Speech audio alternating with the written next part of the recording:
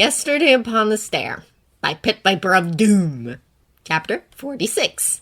Inko wonders if this is going to be a regular event, having the retired symbol of peace in her kitchen for tea.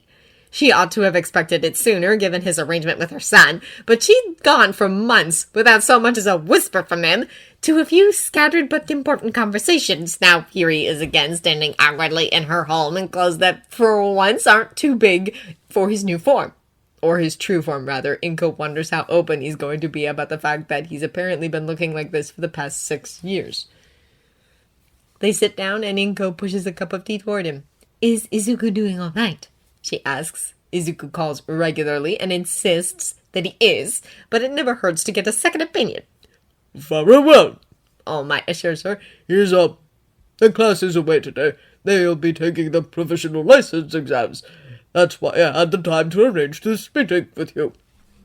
"I see." Inko can't help the little stutter in her heartbeat, second-hand nervousness at this news of her son's big day. We've All Might stumbles through a few false starts. We had a conversation, the two of us. A very enlightening conversation. I believe that for once we both have all our cards on the table. Inko nods.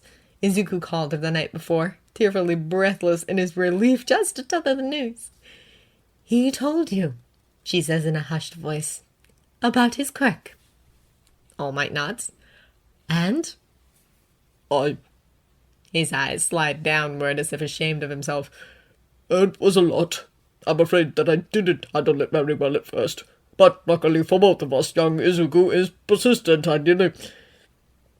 I was in denial at first. When he told me of his original quirk, he also told me about someone that I'd lost. He stops again and seems to correct himself.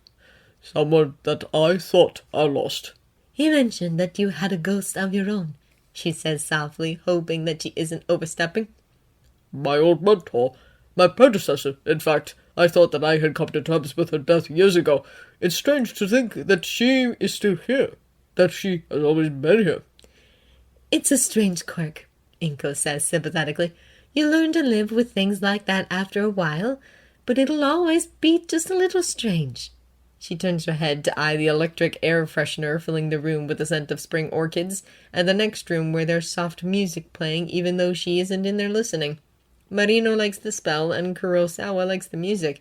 The mirror leans against the wall with a container of baby powder, just in case anyone feels like having a conversation. And on that note, I have a question. All Might says hesitantly. About something you told me earlier. Nervously, he taps his index finger against the cup. When I met you, you told me that dying would be the cruelest way to hurt him. And now that I know about his ability, I'm confused. His power being what it is, wouldn't he be able to see me in that case? Inko shuts her eyes, sighs, and wishes for patience with short-sighted, self-sacrificial fools. Yes, he would. He would see you and be reminded each time of what he's lost, because he will have lost you in a way. Just because he sees the dead doesn't mean he can't feel loss, All Might. It doesn't mean death doesn't cause him pain. She puts her cup down. When he first told me about you, the day you offered your power to him, I was hesitant. I could see so many ways that it could go all wrong, and I wanted him to be sure that he was making the right choice for himself. Do you want to know what he told me?"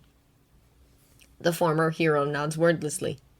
"He told me that he wanted more than anything the chance to save lives, and that your offer was the only chance he was ever going to get. He told me he couldn't save lives with the quirk he already had. All he could do was talk to them when they were already dead." She hears All Might's breath hitch at that and thinks, good. It means her words are reaching him. "My son has a strange relationship with death, All Might," she continues.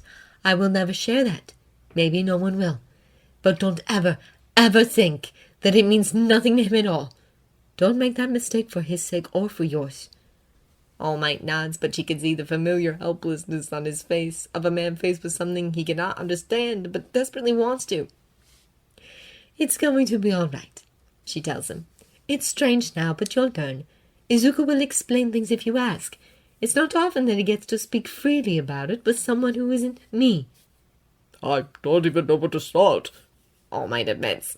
Her eyes soften as she looks at him. Start with Ray, she advises. Always start with her. He'll start talking and never want to stop. Izuku doesn't fall asleep on the way to the testing location. It's a close thing, but it helps that late summer days are hot enough to warrant air conditioning in the buses, turned up so high that his teeth chatter when he sits beneath the vent.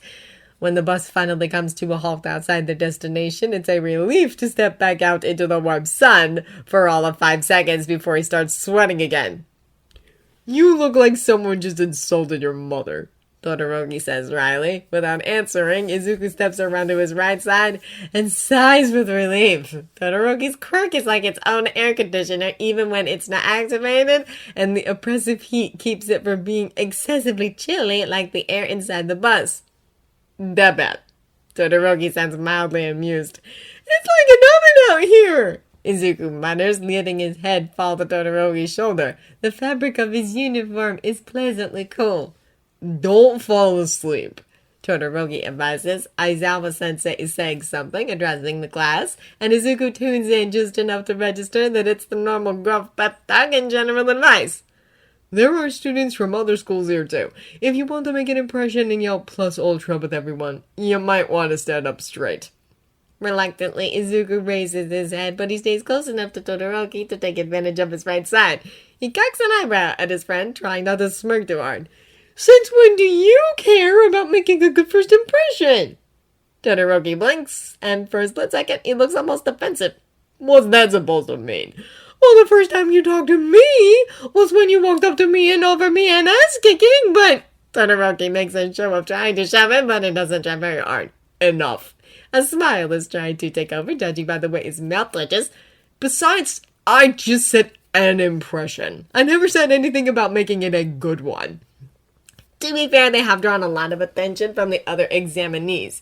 Izuku's too distracted to notice them at first, but that quickly changes because Shiketsu crowd is loud! Well, one of them is, at least. The rest of the class is pumping themselves up with a plus ultra call, and one of the Shiketsu boys joins in loud enough to drown them out by himself. Silent! He yells without lowering his volume at all. I heard what you guys are doing and I got excited. I always kind of wanted to do that. It's a cool chick, you know. Really gets you pumped up. For a moment, he glances in Izuku's general direction and his eyes narrow, but it's over in a split second. Confused, Izuku glances around to see if someone else got the boy's eye, but the only other person close by is Todoroki. And he knows, but of course he wouldn't have been looking at them. It's only in looking around that Izuku notes the size of the crowd they've drawn. It's not just Shiketsu, but several schools. Some of them moving close to gawk, and Izuku finds himself shifting closer to Todoroki with vague discomfort at the unwelcome proximity. Others are standing back to watch from a distance, and the crowd is just thick enough to make it hard to see them all. Bakugo almost gets in a scuffle with someone from Katsubutsu Academy before Kirishima calms it down. Eventually, a rattling hiss tells him that Ray's had quite enough of this. He's close enough to feel Todoroki shifting uncomfortably when she makes her displeasure known to everyone within range of the change in atmosphere. It takes a few moments, but people start to disperse. It's like the sports festival, but worse, Izuku mutters. Makes sense, Todoroki says calmly. There's a limit to how many can pass. Not everyone can make it, and not everyone at this location is a first year. He pauses. What's more, thanks to the sports festival, everyone here will know what our quirks are. We can't say the same for any of them. Okay, cool, Izuku says. I'm gonna go vomit. One of the lingering Shiketsu kids hears him, a pretty second-year girl with a school uniform cap perched on her head with a jaunty angle. She catches his eye and grins in a not unfriendly way. Bruh, she says. That's like the eternal moon. Izuku waits until the Shiketsu students have returned to their own classmates before he speaks up. The various classes are moving into the testing facility now, and Class 1A moves with them. Hey, did you know that guy? Which one? Todoroki asks. The one from Shiketsu, tall, buzzed haircut, kinda loud. I could have sworn he was looking at you funny. I wasn't paying attention, Todoroki admits. You would have met him before, Aizawa-sensei says, falling in step beside them. I'm surprised you'd forget him. That was Yorashi Inasa. He was a recommended student at UA. Todoroki pauses mid-step, then keeps walking. I thought he seemed familiar. He ought to have been. He had the highest score in the demonstrations. It was a bit of a surprise when he ended up enrolling in a different school. The highest score? Izuku echoes, glancing toward Todoroki again. As in higher than yours? Higher than mine and half my power, Todoroki says. Izuku nods. Good point. It's kind of comforting to hear that, actually. Todoroki's far and away above where he was back then, and even during the sports festival. So was Izuku. So was everyone in their class. The other schools might have seen their quirks on display back then, but even now, the sports festival feels like it happened a lifetime ago. Izuku glances around, eyeing the ghosts in his line of vision. Rei's here. Hino's following Todoroki. Tensei wouldn't miss this for the world. And even Narita is flanking Aizawa-sensei. He didn't have them back at the sports festival. The ones he did, he didn't use. Things are different now. He's learned a few tricks since then. Oh boy! Kirishima remarks later as they get changed into their gear. I haven't seen that smile in way too long, Midoriya. The first test is instant pandemonium! In spite of Izuku's best efforts to keep the class together, back and go with Todoroki are often running on their own before it even starts, and Izuku has no time to try to convince at least Todoroki to come back before every single other school is charging them en masse! For a little while, it works. It's not the first time they've fought together, and they can hold together as a unit, even against the onslaught. But then the very ground beneath their feet heaves and shakes, scattering them from their hasty formation. When the shaking finally stops, the ground is ripped to shreds, and Izuku finds himself alone. Relatively. There are other students around, but everyone is scattered. The closest person he found before this point was Uraraka, and he can't see her anywhere now. He can't see any of his classmates within reach. Only Rei hasn't lost track of him. And that's a problem, because they're surrounded by Ketsubutsu students, and it's obvious that their teamwork is solid. Think this would have happened if UA didn't pit us against each other all the goddamn time? Izuku mutters to Rei. She blows a raspberry. Yeah, I think so too. Stay close, but keep an eye out for the others, alright? Rei nods, and her form flickers in and out of view as she flits about, but she stays close. Almost immediately, she calls to him and points. There's Ida and Aoyama dodging balls from a group of Ketsubutsu kids. Izuku is about to go help when a familiar figure appears in his peripherals. There's Uraraka. She must have been thrown clear of the mob, but she's alone now, and if she's alone, then she's vulnerable. Ida and Aoyama have each other watching their backs for now, so Izuku hurries to join her. Uraraka! He calls as loudly as he dares, not wanting to draw too much attention to her. This is good. He's worked with Uraraka loads of times, and their quirks mesh together well. If they team up, they can't take out 2 people each. Easy. She turns to him and waves him over. Izuku picks up his pace, only to slam to a halt when Rei shoves him back with a warning shriek. He blinks, and there's a ball sailing at him, skimming past him from Uraraka's direction. If Rei hadn't stopped him, it would have hit him for sure. Uraraka, what? Izuku splutters, shocked. She wants to be your hero, same as the rest of them, but he didn't think she'd pick a fight with him when they have other schools to worry about. Rei scoops up a piece of rubble and tosses it at her. The concrete chunk phases through Uraraka as if she's a mirage. An illusion. Find them, Rei, he murmurs. He has a ball in hand, ready to throw. Yo, make sure I don't lose them. Rei vanishes and reappears somewhere behind the illusory Uraraka, screaming loudly enough for him to hear. Another ball comes out of this one he catches and throws back. He's rewarded by a soft thud and a high-pitched grunt, and the vision of Uraraka blurs and dissipates. It's the girl from before, the pretty Shiketsu student who grinned at him in the parking lot. She's in her hero costume now, looking sheepishly at the ball stuck to her torso. That's 1. 2 more and she'll be out, and Izuku will have 1 target left. Okay, she says. Gotta admit, that was pretty lit. And then she's gone again, out of his line of vision, using the rubble for cover. Izuku sees her form pop into view a few times, darting between hiding places, but he ignores them. Rei's not with them, so they're not the real thing. She gets smart after a while as they pursue each other. Even with Rei giving her away, she's fast and clever enough to keep him guessing. He has a ball in his hand, ready to launch it when he sees her zip out of hiding. He sees Rei on her. In his head, he knows that's real, but his muscles second guess him and hesitate all the same. He's on edge the next time she appears, and it makes him careless. He forgets to look for Rei, overcompensates to try and hit her. The ball sails toward her and through her, another illusion. Rei's rattly voice rings out in warning, followed by a triumphant cry from the Shiketsu student. Yeet! A ball strikes him in the chest, locking in place on contact. The impact stings, but not as much as the frustration. 2 more hits and his chance is gone. Rei saves him from another. She shrieks a warning when the girl gets behind him. He spins and raises an arm instinctively. The ball is a split second away from hitting him when he catches it and launches it back. He catches her in a spot on her stomach, and the shocked retching noise she makes is almost comical. Dude, what the? His chance is there, and Izuku throws caution to the wind and takes it. He hurls the ball, but in his haste his balance is off, the move is obvious, and the girl has plenty of time to dodge. She almost spins out of the way with a warbling cry of alarm. Rei snatches the ball out of the air and thrusts it into one of the target areas herself. For a moment, the girl stands in the rubble, gaping down at the 3 balls attached to her torso. A tinny voice rings out announcing her loss and instructing her to make her way off the field. She looks up at him, lips pursed. Shock, disbelief, and disappointment flash across her face in an instant. Well, fuck me, I guess, she says. That was some next-level shit, though. Seriously wild. Sorry, Izuku says. If there was a way he could reach his goals without stepping on those of others, he would take it, but this is all that they have. It feels like making selfish decisions shouldn't be required on the path to becoming a hero. The other student seems to take it in stride. Thankfully, not his goal. Good luck, my man. He turns away from her as she hurries to leave the chaos-ridden field. With a little luck, maybe he'll find the real Uraraka nearby.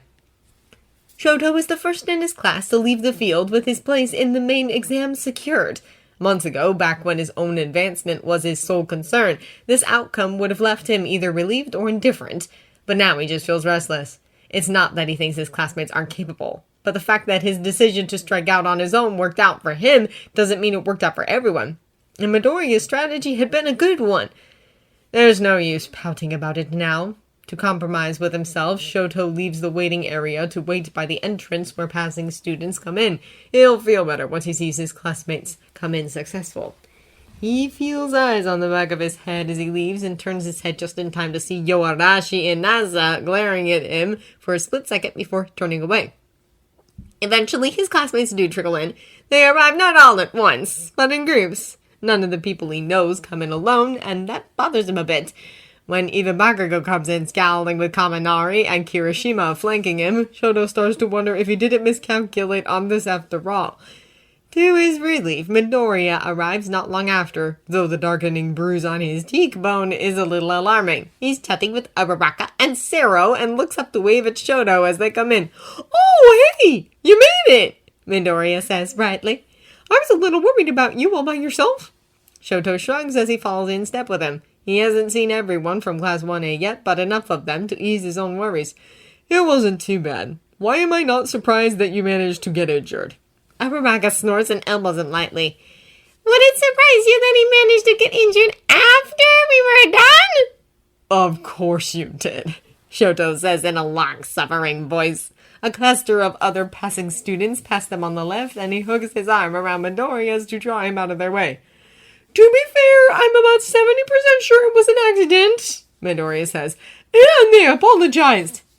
I wouldn't be that sure, Sero says. To Todoroki, he explains, the guy he tagged out decked him on the way down. On the way down.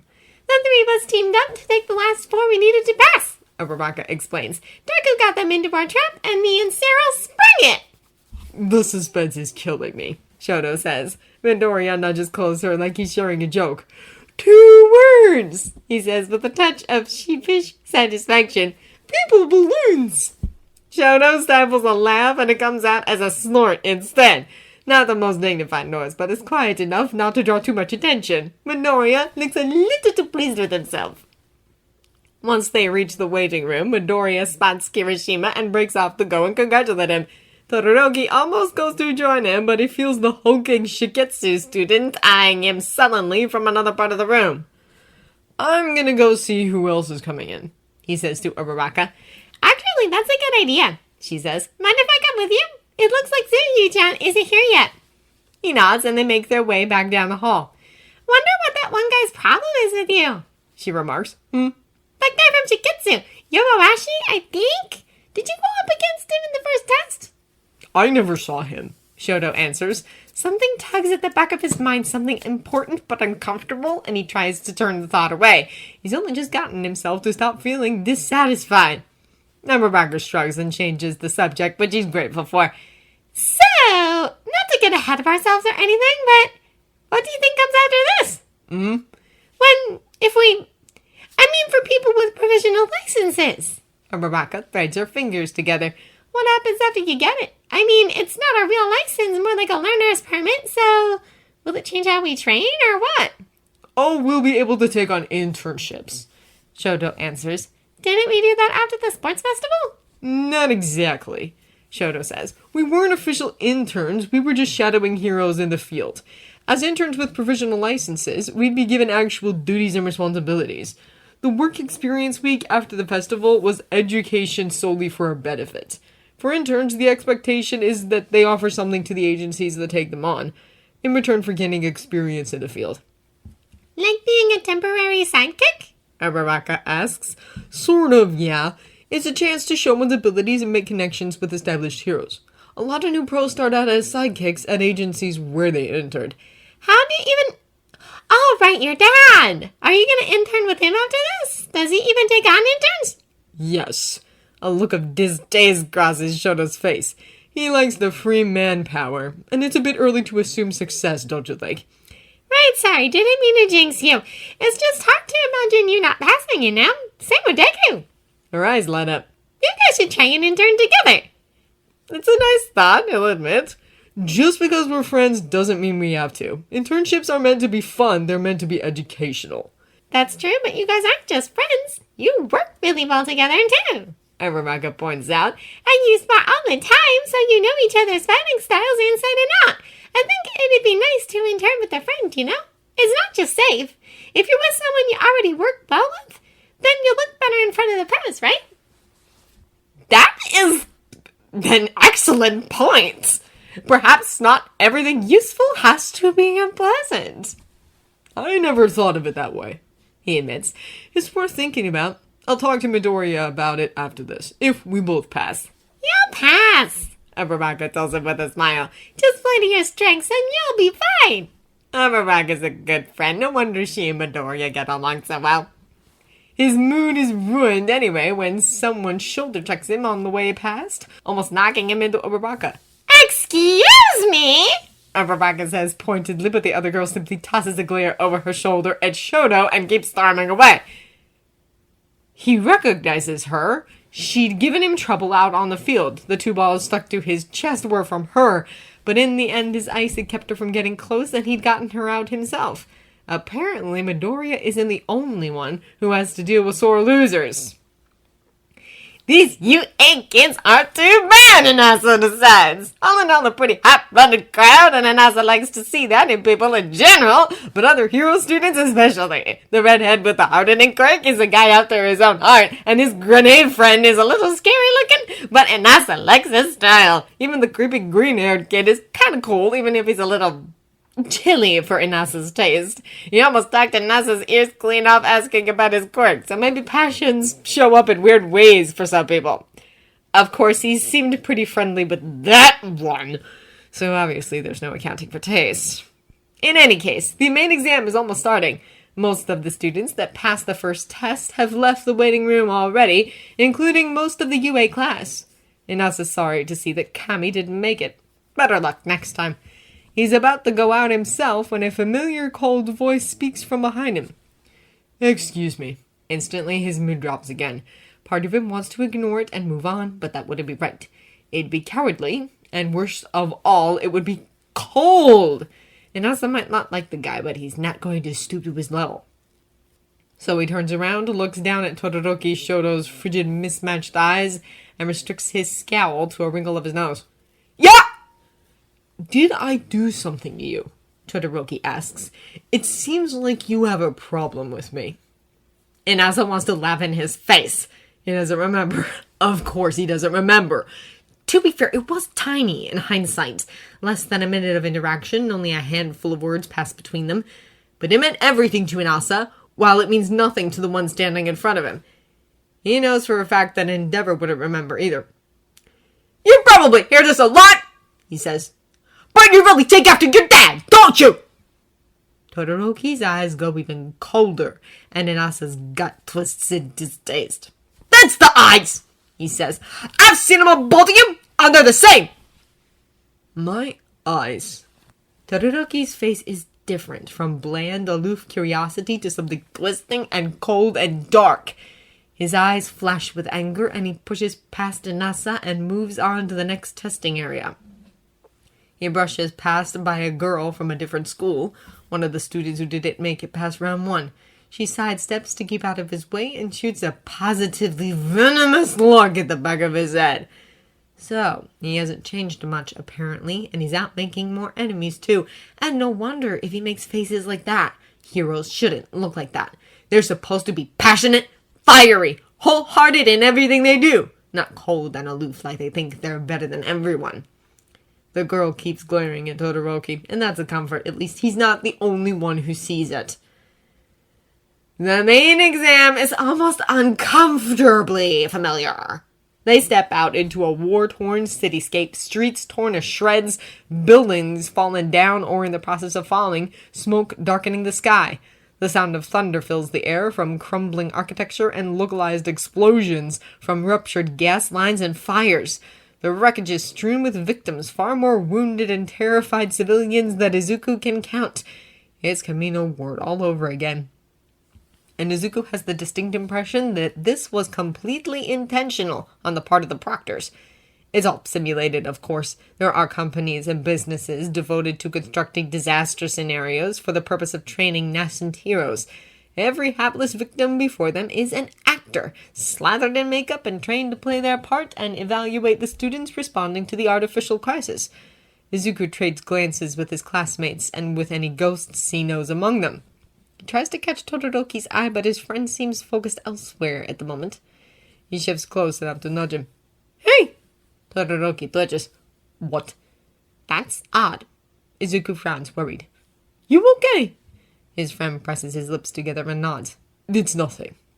One of the other students was giving him shits. Ino informs him helpfully. The loud buzzcut kid you were talking about earlier, he's not a friend of Endeavor, which, I get, but if you're having trouble with Yoarashi, then try and avoid him, Izuku advises. This place is big enough that you could probably stay on opposite sides of the whole place without trying too hard, Todoroki blinks at him, shocked, before it's replaced with comprehension. I'll keep that in mind, he says. Don't worry about me. Try not to run off on your own this time, Izuku advises. Something tells me that won't fly in this round. There's no time for further discussion. The exam proctor's voice drowns out over the intercom and the exam begins. Dozens of hero students descend upon the disaster below, and Izuku almost trips when he finds himself thrust into the middle of things. His footing and balance are fine, even on uneven terrain, but as he approaches the victims, he finds himself with a problem that he's genuinely never encountered before. He tries to focus on the task ahead, but a wave of embarrassment threatens to trip him up. This isn't even real, it's play acting and make-believe, and he feels awkward, pasting a look of concern on his face when he knows that these people aren't really injured. But he forces it down the same way he forces down fear. Luckily, swallowing embarrassment is much easier than swallowing a panic attack. He kneels by one of the victims, a boy who looks to be younger than him. Can you move? He asks, keeping his voice calm. My leg. The boy offers an incredibly convincing whimper. I can't stand. Please! I've got you, Izuku assures him, while the half-buried awkwardness makes him want to chew on his own tongue. Gingerly, he maneuvers the boy into a firm, steady hold that keeps the designated wounded leg stable and turns in the direction of the designated safe zone. Around him, the other students are falling into their roles as well, tending to the other victims. Bagaga's voice rings out from nearby as he chews out two who are uninjured enough to stand on their feet, and Izuku tries not to roll his eyes as they break character to scold him. That's probably going to lose him some points. It's almost comforting knowing that Bagago's struggling for once. He may be a strong fighter, but there's nothing to fight here, and he wouldn't know tact or Brits and manner if they jumped up and bit him. He's still worried, of course. He hopes everyone can make it. He hopes Todoroki's okay. He hopes he doesn't screw things up too badly to pass. But he's in the right headspace now, and the task is clear. This is his next hurdle. All he has to do is get up and over. Katsuki scenes as they freeze a victim from a hefty pile of rubble, reducing the concrete, trapping her leg to dust with a controlled blast. He lets Kirishima pick her up and carry her off to safety. Playing nicey-nice with civilians is his thing, not Katsuki's. Why did this shitty test have to be about rescue? It was to fight, damn it! He pauses, surveying the area for somewhere else he can make himself useful, and jumps when he feels someone touch the back of his neck. It's light and brief, fingertips walking up the line of his spine, and it's gone before Katsuki has the chance to spot it away. He whirls, furious, and the only people in that direction are that loud-mouthed bald kid from Chiketsu and some girl from some other school he doesn't know. The girl is closer, hands locked behind her back. Hey! He barks. Hands to your own bucket self! The girl rolls her eyes at him and hurries off, and Katsuki turns back to the test in front of him. Shoto couldn't have run off to operate on his own even if he'd wanted to. He'd be lying if he said it wasn't jarring to have to work alongside the same people he was just in a chaotic and bitchin' battle with not 20 minutes ago, but it is what it is. While Midoriya and most of his other classmates scatter to tend to victims, Shoto sets his sights on the crumbling buildings. He knows his strengths and weaknesses, and while his quirk is powerful and his technique is polished by a decade of grueling training, he's not good with people. He's not like Midoriya. He doesn't know how to talk, how to make people feel a certain way, how to make them trust and like him. But he knows now that his right side is perfect for rescue operations just like this, for shoring up falling structures just long enough to extract the people trapped inside. It helps that Yoarashi has a powerful wind quirk and probably won't be anywhere near here. He passes by Uraraka where she's clearing rubble, and she gives him a determined and encouraging smile. He reaches the replica of a strip mall and finds one of the Ketsubutsu students struggling to keep it standing so that others can move in to retrieve victims within. He has a hardening quirk, not hardening himself like Kirishima, but hardening other things. But Shoto can tell that it only hardens. It doesn't fuse or repair. It keeps the building from crumbling further, but it doesn't stabilize. Move over, I've got this, he says, and when the other boy hesitantly steps out of his way, he puts his right hand to the damaged wall and reinforces the structure with ice. With his left, he sends warm air wafting in toward the victims inside. The others, including the one with the hardening quirk, move in to retrieve the victims inside. Shoto stays put to make sure his ice doesn't crack or impede anyone. His nervousness starts to recede. He can do this as long as he plays to his own strengths and keeps his quirk under control. There's no need to try to stand out in this exam. There's no earning points.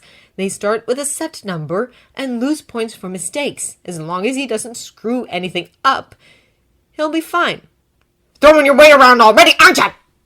Shoto jumps and then turns to glare at Yoarashi. He didn't see or hear the other boy come up, but here he is now, eyes narrowed as he glares at Shoto. Your dad teach you to shove people around? Shoto fights to keep control of his quirk when it feels like his own body temperature is fluctuating, violating. My quirk is better suited for this, he says coldly and grits his teeth to keep from saying anything more. Nobody else here is making excuses to show off, Yoarashi says. Guess I'm not surprised you're a glory hound born and raised. Maybe you should worry more about yourself, Shoto grits out. Shut him out. Focus. Your quirk's no good for areas with unstable standing structures. You'll be more useful clearing rubble than bothering me. Yoarashi's eyes spark with sudden temper, and Shoto turns away. When he glares back, he's relieved to find Yoarashi gone. He shakes himself, trying to clear his head. If Yoarashi wants to waste time antagonizing him instead of participating, then that's his problem. For a split second, as he moves on to the next problem area, he considers going to find Midoriya. But no, he's fine. He and Midoriya might work well together, but it's better not to rely on him for every little thing. He can do this. Except Yoarashi will not go the fuck away! Shoto tries to shut him out, he really does, but every time he does anything, use his quirk, talk to someone, or just try to move from one problem area to the next, Yoarashi is there with a snide, casually cutting remark. What starts as an annoyance is quickly becoming a liability. Todoroki! Todoroki, over here! He almost sighs with relief when he hears Uraraka's voice. She walks him over to a mound of rubble beneath which he's sure more people are buried and in need of extraction. Shoto reaches her side, raising his eyebrows in an obvious question. There are at least 5 down below, she says, but it's not stable. If I lift the wrong piece, I might send the whole thing crashing in. Can you stabilize it with ice? No good, another student says. It might take time to get them all out. Hypothermia might... My left side controls heat. I'll handle it. Shoto cuts him off, already running ice and carefully controlled warm air through the rubble pile. He gets low, trying to reinforce it from the inside. What gives you the right to order them around? The voice is quiet but unmistakable, setting Shoto's teeth on edge. He tries to focus. Uraraka's already moving in, carefully floating the top layer of rubble away while he keeps the pile from collapsing in on itself. Careful, he says tersely, if only to drown it out. Sounds like someone thinks he's number 1 already just because his daddy coasted his way to the top spot. The timing is poor. Uraraka lays her hands on a load-bearing piece, and as it shifts upward, Shoto feels the rest of the pile shift in ways he doesn't like. Uraraka! Shoto yells to stop her, which makes her jump and float it further by accident. With a frustrated growl, Shoto sends more ice to plug the hole. It works barely, and the other students have room to reach in and pull people out. Be more careful! He snaps in full view of the other students and the evaluators and the fake victims, and regrets it instantly when he sees Uraraka cringe with embarrassment and apologize. Yoarashi shoots him a look as he carries a woman out from under the rubble with a level of disgust that most people save for things that get stuck to the bottom of a dirty shoe. His parting shot rings in Shoto's ears along with an evaluator's scolding as Shoto and Uraraka both lose points. And you're our new number 1. Treat other heroes like dirt too. Guess you had to learn that somewhere. In any other situation, that might have escalated things fully. But before Shoto's pent-up anger has the chance to boil over, an explosion rings out over the testing ground. He recognizes the figures making their way into the field. It's the rank 10 hero Gang Orca at the head of what looks like dozens of armed sidekicks, or rather henchmen, in this situation. This isn't just a disaster response and rescue simulation, they're introducing a villain element into it as well. Play to your strengths. Shoto lacks tact on the best of days, and rescue operations had never been his greatest strength, but this, combat and battle tactics, this he can do. We're good here, Uraraka says. Your quirk's better for suppression anyway. Shoto needs no second urging. It turns out that Gang Orca is a lot bigger up close. He lives up to his com name. His heavy-duty mutation quirk makes him look like a humanoid killer whale, black and white with wild eyes and rows of wicked-looking teeth. Visually, he's well-suited for the part he's playing. He isn't the official third-most villainous-looking hero for nothing. Every one of the fake villains is armed with a 2-handed gun of some sort, and Shoto stops short as one of them takes aim and fires what looks like a mass of dense sludge.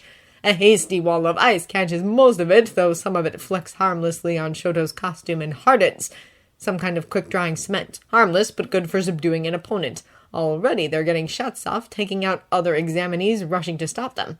Shoto spreads his ice wall, hoping to shield the other examinees from the projectiles, and sends ice rocketing toward the fake villains like a wide-ranging battering ram. Gang Orca punches through his defense with an ease that is almost insulting. With teeth, fists, and sheer brute strength, he leaves an opening wide enough for his men to pour through and engage. Right, he's a killer whale. Ice probably won't work on him. Shoto's left arm lights up red and orange, and he braces himself to block their advance with fire. Already throwing fire around, you look like it never saw it coming. It's the sports festival all over again. One moment, Shoto has control over himself, ready to drive back the oncoming force with flames, and the next, old shame rises within him like bile welling up in the back of his throat.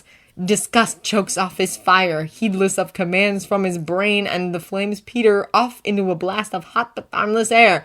A cement round narrowly misses his shoulder, driving him back as he turns to glare daggers into Yoarashi Inasa's scornful face. There isn't time for this. The fake villains are pushing through toward the fake civilians, and he can't afford to lose focus like this. Does Yoarashi want to fail? He sends another wall of ice up just to buy time, just to get himself under control again. Can he even trust himself with fire, with Yoarashi spewing poison in his ear? Can he afford to avoid using it when Gang Orca can punch through it like cheap glass? If you don't like how I do things, he grits out, then go somewhere else. Yoarashi takes down one of Orca's men easily, relieving him of his weapon. Damn, you're big-headed, he shoots back. What, do you think you can hold them back by yourself? When you're less than useless, yes, Shoto snaps. Gang Orca breaks through again, forcing him to retreat, and he readies his fire again. Don't act like you're better than everyone, Yaorashi snarls. Not everybody can ride up the ranks on Daddy's dime. The fire goes wild again, and Shoto narrowly avoids taking a concrete round. Shut them out, he thinks desperately, but it's impossible to shut him out when Yoarashi won't shut up! You make me so sick I could puke! You act like you're so dark and sad, when really you can have anything you want! Yoarashi wrinkles his nose as if he's smelling something awful. It's kind of revolting seeing a spoiled brat like you get praised and worshipped by people who haven't even met you! Shut up! Shoto shoots back. Do you want to pass this stupid exam or not? Yoarashi laughs in his face. Maybe I just want to make sure you fail! Ever think of that? What is wrong with you? Your stupid, arrogant face is wrong! Yoarashi snarls. You think you deserve everything just because mommy slept with the right guy? Shoto sees red! For a split second, he forgets about the test, about Gang Orca, about his goals and desires and convictions. Just for a moment, all he wants to do is burn Yoarashi's tongue to ash. But he holds back. Somehow he holds back because that's not the kind of person he is, nor the kind of person he wants to be. I said shut up! He snarls back. My family has nothing to do with this. My father has nothing to do with this. Yoarashi's eyes spark and his mouth curves into a smirk. That's true, I guess he can't fix everything. Think they'll ask you to cover up that ugly scar for interviews? Shoto pours his anger into ice instead of fire, surrounding and encasing Gang Orca in a frozen prison. It's futile. The hero shatters it and sends ice shards flying. A jagged chunk hits Shoto in the face, gouging a deep scratch into his cheek. So how many toys did your daddy buy you to shut you up after he burned off your face off? You'd think a great hero like Endeavor would have been a little more thorough. Tears sting at the corners of Shoto's eyes. Blood runs down his face and his flames run wildly out of control. As he fights to regain some semblance of control, he remembers belatedly that there are other students around immobilized by cement rounds. One of them is well within range of his flames. Green light blurs in his peripherals as Midoriya appears in the blink of an eye, scooping up the unlucky student and carrying him away from the fire.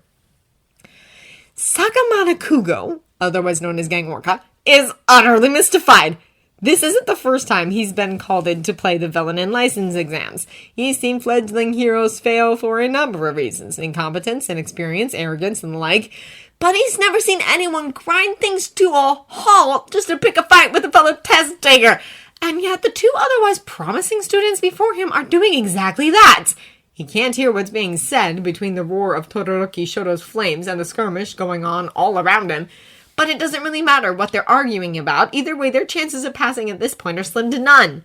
The flames swirl violently out of control once more, and Gang Orca tenses when he spots the cement-splattered boy on the ground in its path. But another student is already on it, so he focuses back on the boys in front of him. That mustn't happen again, no matter how seriously they said to take the simulation. With a sigh, he takes out Todoroki with a few well-placed cement rounds. He tries to do the same to the other boy, but he dodges out of the way with a speed that belies his size. Once he's out of the line of fire, he grabs one of the Orca's sidekicks as a shield and stays out. There are still flames emanating from the Todoroki boy's left side, so Kugo takes a step closer, ready to subdue him further if need be. The boy needs to be taught a lesson if he thinks he can be a proper hero with such palpable control over his own quirk. He doesn't see the third student coming until one of his men shouts a warning, and by then it's too late. The boy slams into him from behind in a blur of green lightning, hard enough to rock him forward a bit. He stays there, clinging to his dorsal fin, and Kugo readies himself to shake him up. A force reaches his ear hole, just barely audible over the cacophony around him. Gang Orca! The student grunts with impact as a concrete round splatters over him from behind, but he doesn't let go. Don't react to what I'm saying. Pretend you're still trying to shake me off. This isn't about the test, and I swear I'm not lying. There's something you need to know. The bell rings barely a minute later, signaling the end of the exam, but Kugo hears all he needs. Shoto's mood is low. is with some difficulty that he scrapes the cement off his costume so that he can change back into his school uniform, but he does so with calm, almost mechanical movements. Some of his classmates talk to him, he thinks, but he hears none of them. Familiar faces pass him by, Urarakas and Bakugos and Kirishimas and many others, but Shoto keeps his head down and doesn't meet their eyes. He doesn't see Midoriya anywhere, which is awful because he really, really wants Midoriya right now. Maybe he should feel embarrassed about that, but he can save that for when he's feeling less wretched. There's some delay in presenting the scores, and still Midoriya is nowhere to be found when the screen lights up with the names of those who passed. Shoto doesn't want to look up, but he does. And he isn't surprised that his name isn't there. It ought to be a comfort that Bakugo's isn't either, but he can't even enjoy that when he feels so hollow.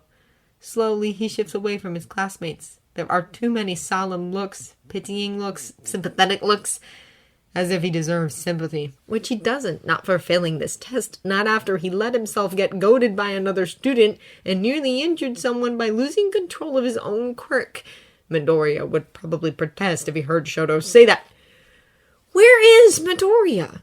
Under normal circumstances, Shoto might suspect him of having been injured, but Shoto saw him at the end of the test and he was fine. And now his name is on the screen. He should be here to celebrate. He should be basking in his success. If he hadn't shown up, things might have gotten even worse. He deserves this win. He should be here. So where... An arm settles across his shoulder and Shoto feels relieved for all of 2 seconds before he recognizes the owner of the arm. It's not Midoriya. Yep! Yoarashi pops the P and leans on Shoto's shoulders as if they're friends. As if he didn't just spend the entire test making Shoto feel lower than dirt. Shoto's face tenses until he feels the scratch on his cheek reopen and sting. That's about what I expected! I didn't pass either! Darn! I wonder why, Shoto says acidly. The words burn on his tongue white-hot with anger. Guess I deserve that! Yoarashi says with a bit too much cheer for a powerful hero student who just failed an important exam. I guess I owe you an apology too. I really messed you up in there, didn't I? Shoto's fists clench until he's sure his nails are drawing blood. It's an apology. You should accept it graciously, however he might really feel. We both acted poorly, he grits out. Can't argue with that! Yoarashi keeps leaning on him, and Shoto wonders how many people would notice if he shoved him off entirely. Sorry about what I said about your scar. Plenty of heroes still look cool with scars, I guess. Just make sure the cameras get your good side. Shoto is so close to doing or saying something he'll regret later. Hey, Todoroki! Relief washes over him when he hears Midoriya's voice at last. His friend is standing off to the side, straight-backed, holding a hand out to him. Midoriya, congratulations on passing. Midoriya smiles brightly, teeth flashing white. Thanks! Hey, could you come with me for a sec? Aizawa-sensei wants to talk to you about something. Shoto's heart sinks with dread. Aizawa-sensei was watching the whole exam, of course. Of course you'll want to talk to him about that frankly embarrassing display. But the only thing worse than having to talk to his homeroom teacher right now would be staying here, letting Yoarashi fucking Inasa invade his space for a second longer. He's about to step away when Yoarashi's arm tightens around his shoulder, pulling him into something close to a one-armed hug. Sorry to keep him, Yoarashi says. Hi, Midoriya! Congratulations on passing the test! Midoriya offers a smile and nod. Thanks. Come on, Todoroki. Sensei looked kind of impatient. I'm coming. To Yoarashi, he offers a cool, excuse me, and extricates himself from under Yoarashi's arm. He accidentally bumps the other boy's hand with his face, wincing when it brushes his still bleeding scratch. Midoriya waves to Yoarashi, then takes hold of Shoto's arm and tows him back through the crowd of students. It's about that point that Shoto realizes something's wrong. For one thing, Midoriya's uniform is crooked and haphazard, as if he changed it in a hurry. Shoto knows he can't tie a tie to save his life, but he doesn't usually miss buttonholes like that. For another, he doesn't let go of Shoto even when he catches up and his grip is tight. So tight it's almost painful. Shoto is easily keeping in step with him, but Midoriya's fingertips still dig into Shoto's forearm. Ow, Midoriya! Sorry, just come on! Don't look back! What? You're not making any sense. What are we even... Midoriya meets his eyes, and the smile is still on his face, but it looks more fixed and less sincere. We're having a conversation. I'm saying something to make you feel better about the exam. Maybe you're laughing at something I said. Just come on, okay? Confused and now faintly alarmed, Shoto lets Midoriya squeeze bruises into his forearm as they make their way back inside to a spacious room behind closed double doors. Aizawa is there, but so is Gang Orca and the exam proctor Mira and several others. Aizawa is at his side in an instant. You all right? I've been better, Shoto says, still confused. I don't understand. I know I failed, but... His voice trails off, and he looks from Aizawa to Midoriya in the hopes of getting some kind of clue. As soon as he meets Midoriya's eyes again, his blood runs cold. The mask of calm is gone, and Shoto hasn't seen Midoriya look this haunted since the night he was rescued from Kamino. Shoto looks to Aizawa, swallowing his dread as his teacher's grim face. Sensei, what's going on? The doors open again, and a handful of Orca's men come rushing in, looking harried. There's no use, one of them says, voice low and apologetic. He vanished into the crowd once Todoroki left. We lost him. Her, another murmurs. Is this about your Rashi? Shoto asks. Did he say anything to you? Aizawa asks. Oh, he said plenty. Shoto blurts out and shakes himself. But what about him? If there's a problem with him, then shouldn't you be talking to the teachers from Shiketsu? Aizawa's face darkens, and Midoriya squeezes his arm again. That... Midoriya's voice shakes. His face is drawn and pale, making the freckles stand out darker. Todoroki, that wasn't your Arashi. A change of clothes is retrieved, a pair of shoes slipped on, and tied with hot pink laces. She trots into the shelter of an alley with a skip in her step and a hum at her lips, daydreaming of the next time she'll get to see Izuku. She wishes she could have talked to him, given him her number, a number. Oh, what if she'd gotten his? For now, she's satisfied with a vial of blood in her pocket. There's so much she can do with that.